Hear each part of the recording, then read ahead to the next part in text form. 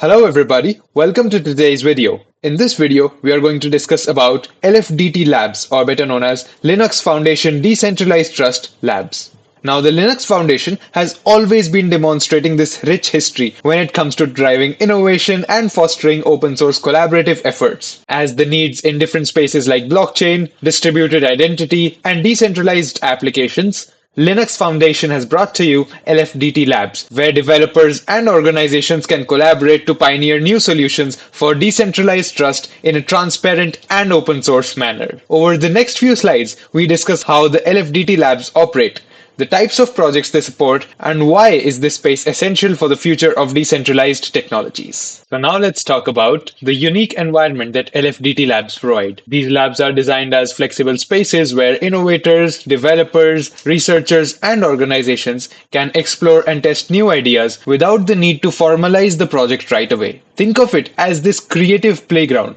which is a space where you can start working on concepts and prototypes right away before they're fully ready for the official status. So now you understand that LFDT Labs are for early stage initiatives. Now let's do a rundown of some of the key project types that are ideally suited for LFDT Labs. For example, your code is at a very nascent stage right now. It is still getting developed, so LFDT Labs provides a very supportive space to develop it, test it locally, refine it, optimize it, and to get it going. Experimentation.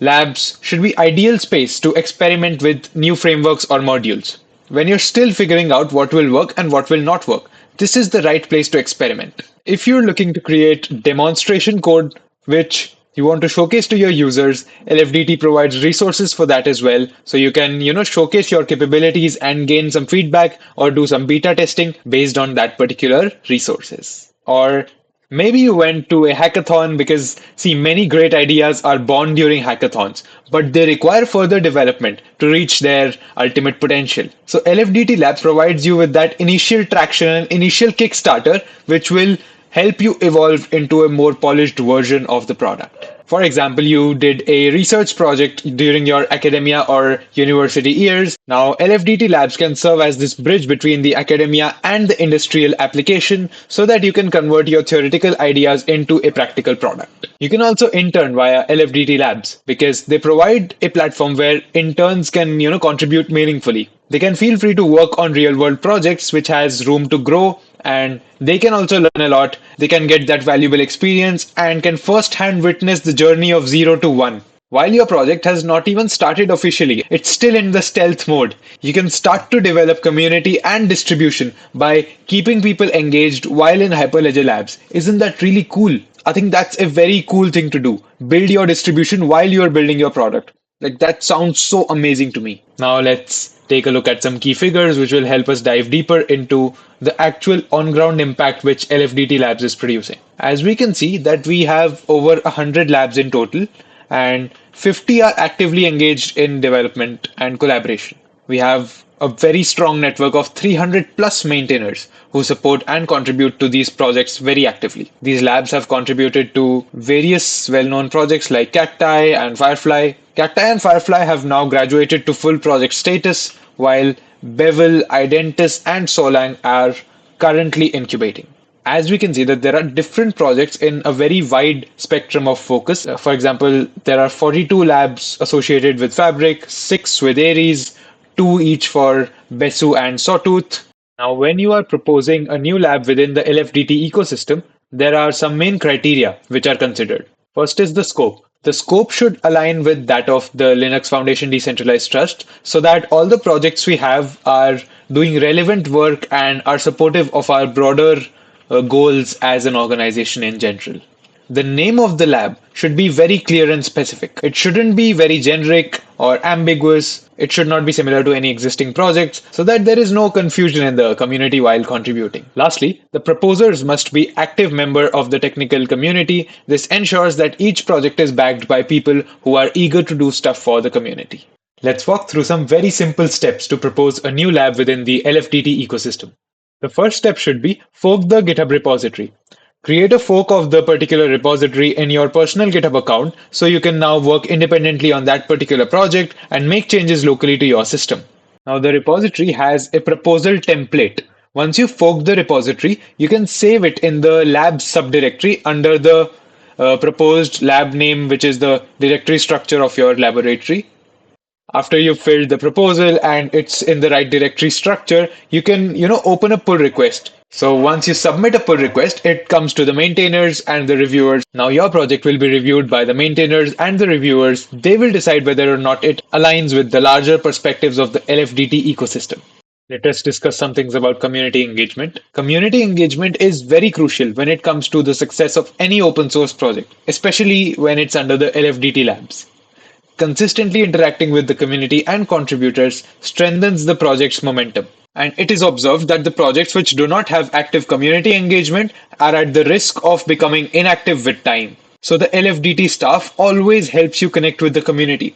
There are multiple ways you can interact with the community, like you can host a workshop, you can share your knowledge over there, you can, showcase your project developments, you can get feedback from the users directly, you can speak at a meetup, whether it's in person or it's remote. It helps you to present your project well, it helps you answer the questions, connect with new contributors. You can communicate using public channels like mailing list, Discord. Like community calls are excellent sources for ongoing communications, sharing updates, seeking inputs from users, collaborating with the community. You can work with other community members, like integrate the feedback, co-create. You can collaborate within the community, working with other community members. You can integrate their feedback into your products, build a user base within the community itself. There are a lot of things you can do, and this will help you make your project more vibrant and aligned to the user's demand. Now take a look at these projects. They also started in the lab environment and now have become full-fledged projects. Cacti originally started as a lab to explore the blockchain interoperability, but it was formally approved as a new project by the Technical Steering Committee at LFDT. Similar was the case with Firefly. Firefly began in the labs as a multi-party system designed for enterprise data flows, and over time it gained more traction, demonstrated the demand for its capabilities, and then established as a full project. Firefly now works with many enterprises and offers platform management for complex workflows across many distributed systems, and it's doing really well. Bevel was previously known as Blockchain Automation Framework, also started as a lab. The goal was to simplify deployment and management of blockchain networks. With community support and increasing trust, Bevel progressed to the formal project and now is a solid framework for blockchain automation. Each of these projects started as a lab and now became full-fledged projects. I hope you can now understand how community interaction and collaboration can turn initial theoretical concepts into essential tools for the decentralized ecosystem.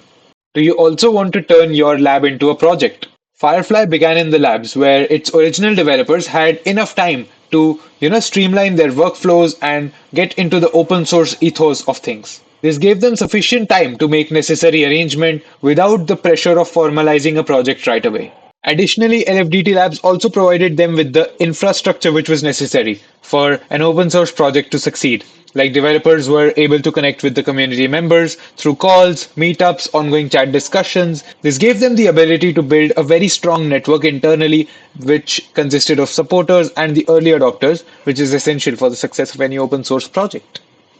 After several months of growth and continuous back and forth feedback, the Firefly team developed a formal project. This project demonstrated their open source best practices as well as community's genuine interest in their work. With such a solid foundation, Firefly successfully transitioned from a lab to a recognized project and helped us showcase how LFDT Labs can incubate and launch impactful solutions. Thank you for joining me in this one where we discussed LFDT Labs. The labs are an essential space where you can develop, grow, and ultimately launch your project to the decentralized ecosystem.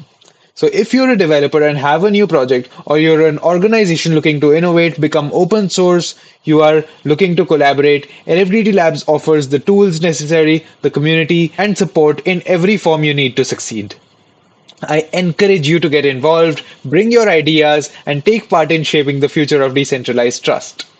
Visit the LFDT website, link in the description, to see how you can participate in the vibrant community. See you there. Thank you for watching and happy contributing.